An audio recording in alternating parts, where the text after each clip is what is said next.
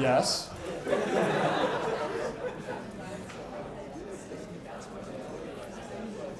Right, so let's look at the compositions in fatty acids and the triglycerides that are involved in these oils.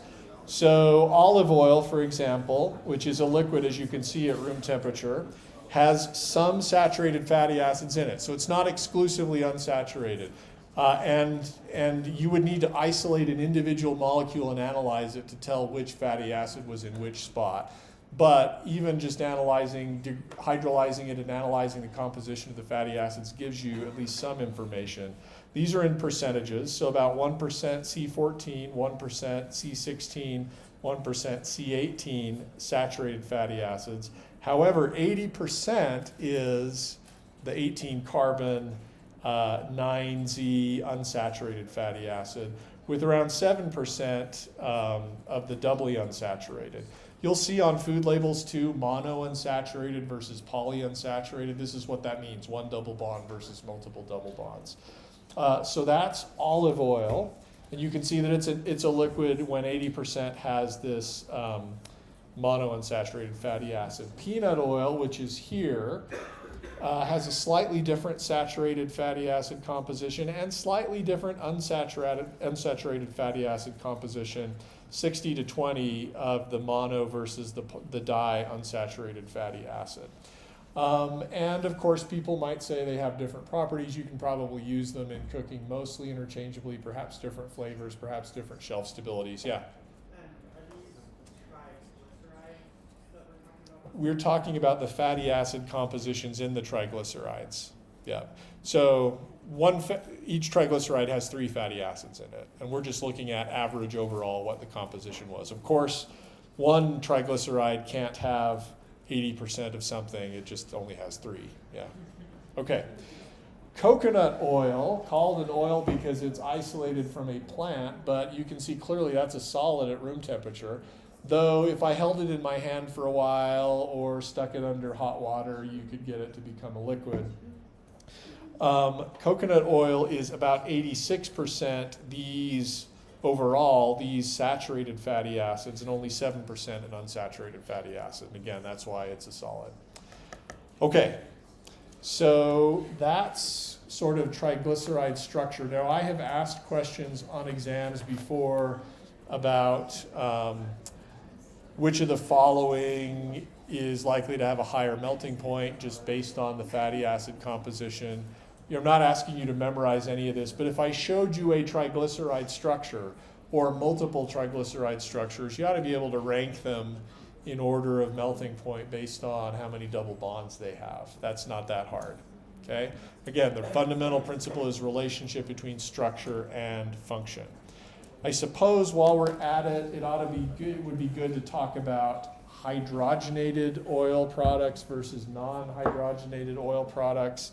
So you have probably heard or read on a food label, hydrogenated soybean oil. What do they mean by that? They mean that they take a fatty acid. Again, we'll zoom in on the double bond within one of these, or a couple of these fatty acids. They literally use hydrogen and a metal catalyst to add hydrogen atoms across the double bonds, and that's a 351 reaction. And that converts what used to be, somebody should have yelled at me about that. You were going to. It was on your list. Good.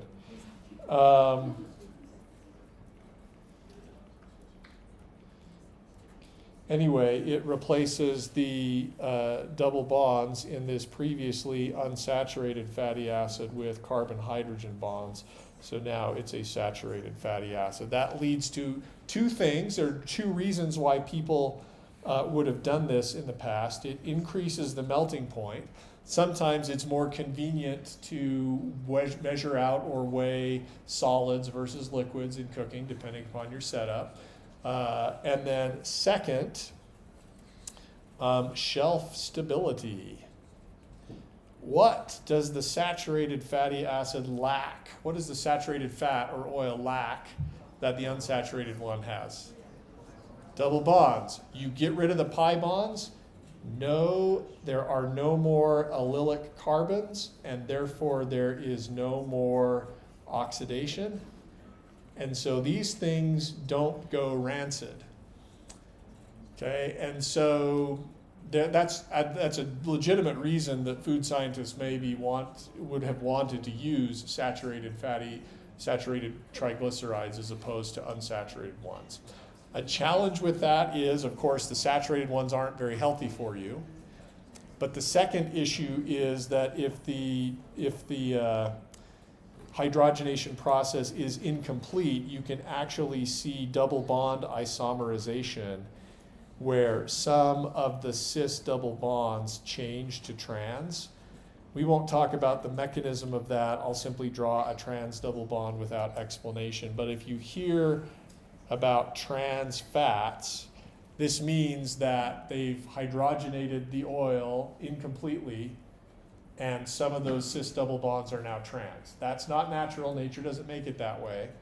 And there's some concern that these have undesired health consequences. So anyway, you can read more about that. Let's see how we're doing. Good. I got to restart when I pressed record, right? We're all staying the extra 20 or 30 minutes. It's Friday. Oh, what's with the peanut butter? Well, here is Skippy, and Skippy is homogeneous, meaning I open this up and I can scoop stuff right off the top and use it. This is Adam's 100% natural peanut butter, and you can see it's got this layer of oil at the top of it. What's the difference between these two? I should have brought my reading glasses. Roasted peanuts, hydrogenated vegetable oil on the label here.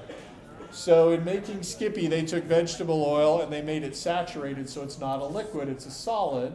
And the solid isn't going to separate from the other peanut components of the peanut butter. Here, you've got the natural stuff, not hydrogenated. The liquid separates out from the solids. Now, that doesn't mean it's gross. It just means I got to stir it up before I use it.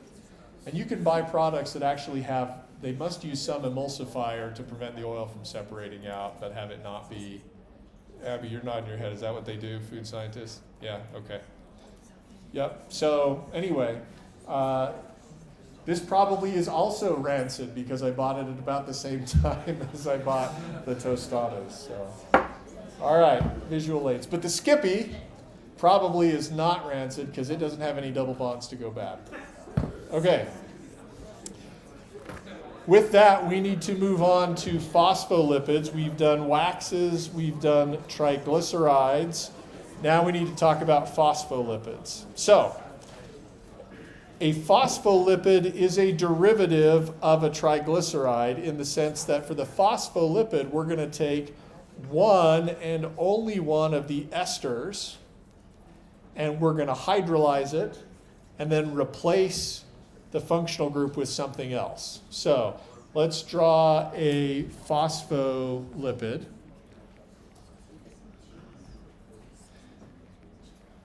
Which is sometimes called a phosphoacylglycerol. Okay, so it's got the same three carbon glycerol unit, and I'm just going to draw for fun a 16, 2, 4, 6, 8, 10, 12, 14, 16 carbon fatty acid. Then we're going to do the same thing here. But the third carbon is going to have something else. And I'm going to draw it in a slightly different location to emphasize the difference between the nonpolar tails of the first two carbons of glycerol with what we're going to put on the third.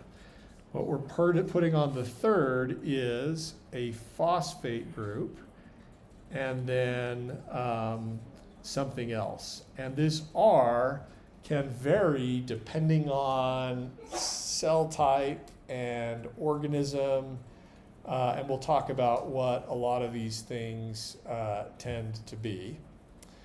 For example, the simplest phospholipid is just where you have a negative charge there. And this overall phospholipid is called phosphatidic acid. Okay? Notice the dramatic change relative to triglyceride. Instead of having 3 nonpolar tails, we only have 2, and then we have something that's charged.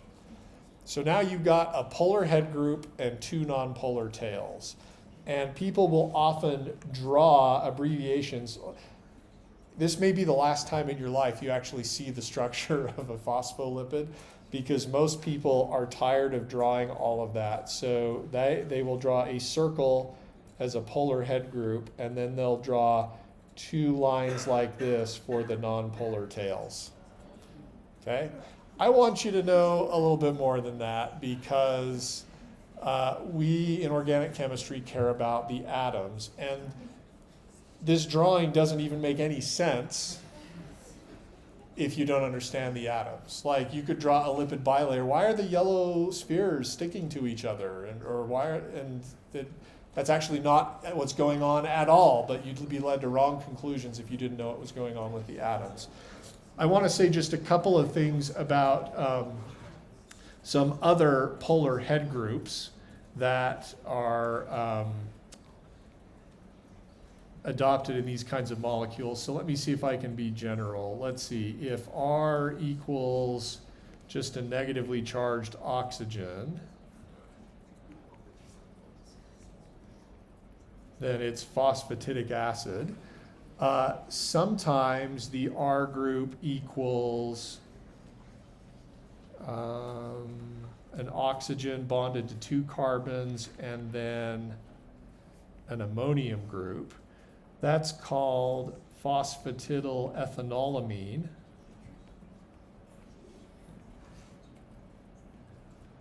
And then sometimes, in addition, it's still the same structure with an oxygen and 2 carbons, but sometimes the nitrogen, instead of being bonded to 3 hydrogens, is bonded to 3 methyl groups. That's phosphatidylcholine. And people that are deep into the lipid literature will abbreviate phosphatidylethanolamine as PE. They'll abbreviate phosphatidylcholine as PC, and there are other lipids that are available. Okay? If you put the serine amino acid as an example, then it becomes phosphatidylserine. So here would be the serine side chain, and then I'm going to get the stereochemistry right. COO minus NH3. I don't know why I drew the COO minus sideways. That's phosphatidylserine, or PS. This gets to something we talked about a few days ago. Do you remember we talked about antimicrobial peptides and how they were positively charged along one face so they could sit down on the membrane and then their nonpolar surface could get inside the membrane? A lot of your, and you were asking why is that selective for bacteria? And the answer is a lot of your membranes are composed of phosphatidylethanolamine and phosphatidylcholine type lipids. Tell me about the charge on the head group when for PE or PC. What's the net charge? Plus, right? Or no, actually not plus. Neutral, right? Because this one's already negatively charged. Come on, do the math, put the structures together. Put R here, plus here, minus there, neutral, right? So a lot of your phospholipids have neutral head groups, even though they're water soluble, and that would presumably mean that the antimicrobial peptide wouldn't associate as strongly with your membranes. A lot of bacterial membranes, though, are heavily negatively charged, so that's the origin of that selectivity. I've been talking about membranes, but I want to illustrate that point with a point of contrast. So this is our abbreviation for a phospholipid, and the important thing is it's got a polar head group and it's got two nonpolar tails.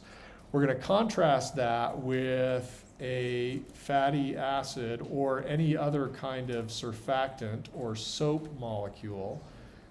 Fatty acids or surfactants, if you go back and look at a fatty acid structure, would also have a polar head group, but the difference is a fatty acid slash surfactant slash soap molecule only has one tail. Now that doesn't look like such a big deal, but if you allow the molecules to wiggle around and then you analyze how much space they take up, what you would see is that the phospholipid with two tails sort of occupies a kind of cylindrical volume because of its aspect ratio. And one side of the cylinder is sort of polar, and then the other side of the cylinder is nonpolar. If you let the surfactant molecule or the fatty acid wiggle around, you would see that it tends to occupy a more cone-shaped volume. So I'm just trying to illustrate that here with the cone. But like the cylinder, this edge of the cone is polar, and this interior of the cone is nonpolar. Now, you learned about the hydrophobic effect in 351. We revisited it when we talked about protein folding. Briefly, the hydrophobic effect means what? Oil and water don't mix, which means that if your molecule has nonpolar surface area, it will tend to arrange itself such that that nonpolar surface area is away from water. And there's not much any individual one molecule can do on its own to accomplish that. So both of these molecules will undergo what is called self-assembly or self-association. They will come together in a way that minimizes the exposure of nonpolar functional groups to water. Now here's how that works for the cone-shaped molecules. And here's some fun, animation we're going to do via copy and paste. You can't keep up with me if you're doing this with pen and paper. That's okay. Fortunately, we're recording now. Two, it's going to get exponential. Four, oh man. Okay, now I'm angry.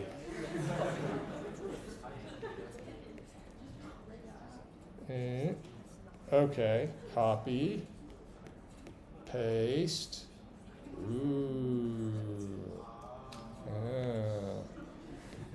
paste. So because of the cone shape of the volume that sort of is taken up by this molecule, now I just need, what, do I need two more? When they self-assemble in a side-by-side fashion, they curve around each other pretty quickly. What did I do? Oh, you don't like that it didn't fit perfectly?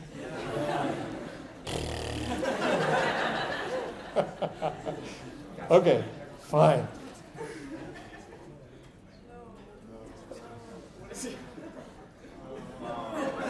All right.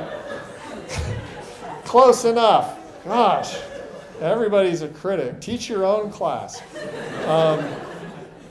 Anyway, when they assemble side by side, they curve around. You have this nice spherical structure which has a nonpolar interior which is no longer exposed to water. And we're going to represent water by just this blue stuff, even though water is not blue except when you look at it from a distance. Anyway, sorry. Now, the problem over here is that side-by-side self-assembly of the phospholipid molecule doesn't actually do a lot for burying nonpolar surface area. I should have just, all right. Now they're not the same size, so that's going to bother me. Okay, so same sort of thing. You can see side-by-side assembly here because of the conical volume that these take up. isn't generating enough curvature. So side-by-side self-assembly alone doesn't, if this were still in water, you'd still have part of the surface exposed to water. And so what actually happens is one of these, it's called a leaflet, will actually interact with another in this fashion to form a bilayer. And then you have to, I can't draw it, but you have to imagine that bilayer extending sort of infinitely forward and backwards and side to side in 2 dimensions, eventually curving back on itself. And you end up with, I mean, this is going to be really hard to draw, but instead of, so that's the outer leaflet, then here's the nonpolar edge, the nonpolar portion of the outer leaflet, then you have another nonpolar portion. That's terrible. And then you have another polar portion. And this is how you get what are called vesicles and eventually cells. So the fatty acids make micelles. Micelles don't have 2 layers. They just have 1. And then this is either a vesicle or a cell. This is called a membrane or a lipid bilayer. And the important thing about vesicles or cells is they have an inside and an outside. And that then separates what's you from what's not you. And that's really, really important. But this is a demonstration of the relationship between structure, shape, and function. Change the structure, hydrolyze the triglyceride or phospholipid to a fatty acid, you now no longer make a membrane, you make a soap. Yeah? What would happen if we started to unsaturate the tails of the phospholipids? Yeah, great question. So some phospholipids are saturated, some are unsaturated. The extent to which they're unsaturated versus not does affect how tight these interactions between individual phospholipids are. That can influence a property that's called membrane fluidity. That is, how easy is it for one phospholipid to diffuse to a different spot in the membrane. And that can be important, though it's not something I know a lot about. Okay, others?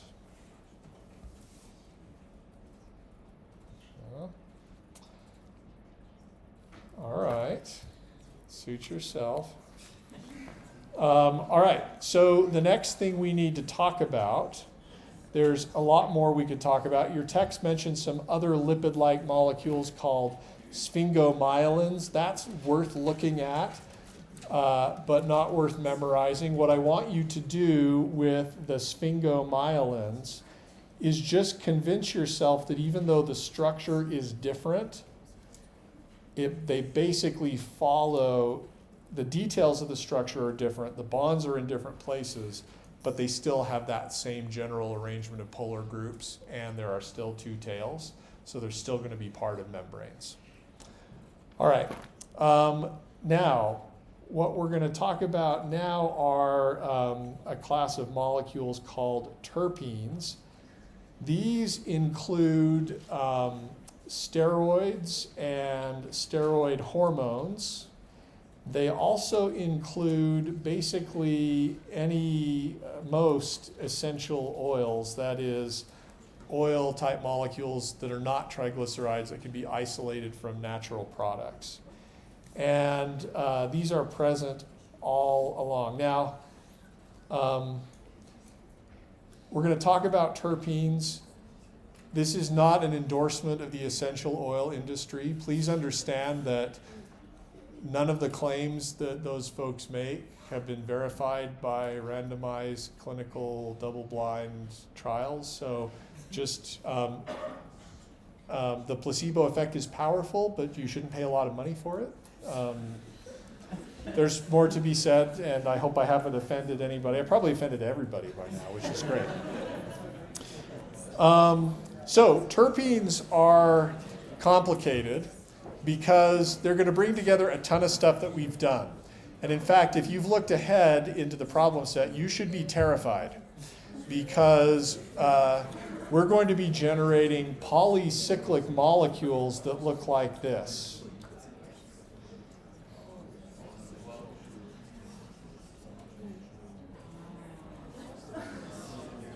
That molecule is called alpha-pinene. You could draw it from another perspective if you wanted to. It would look something like this. I'm not sure that made it any better for you. This is a molecule that is found in pine trees. It's got 10 carbons, and we get it biologically from two simple linear precursors. I'm going to draw them here, and for now, I'm going to put on the end leaving group. We'll abbreviate we'll reveal to you what those leaving groups are. But from these two simple 5-carbon precursors, we're going to generate this complexity. And if you think that's bad, we're not even started yet. Do you love that moment? I don't know if you guys watched The Chosen. Do you love the moment in season 4 where Jesus is talking to the Pharisees and they're demanding he recant, and he says, "Oh, I'm not even getting started yet." It was a very powerful moment. Well, that's what I mean by that. So, Monday, we're going to dive into this in a lot of detail. You should read ahead and you should come prepared. Have a good weekend.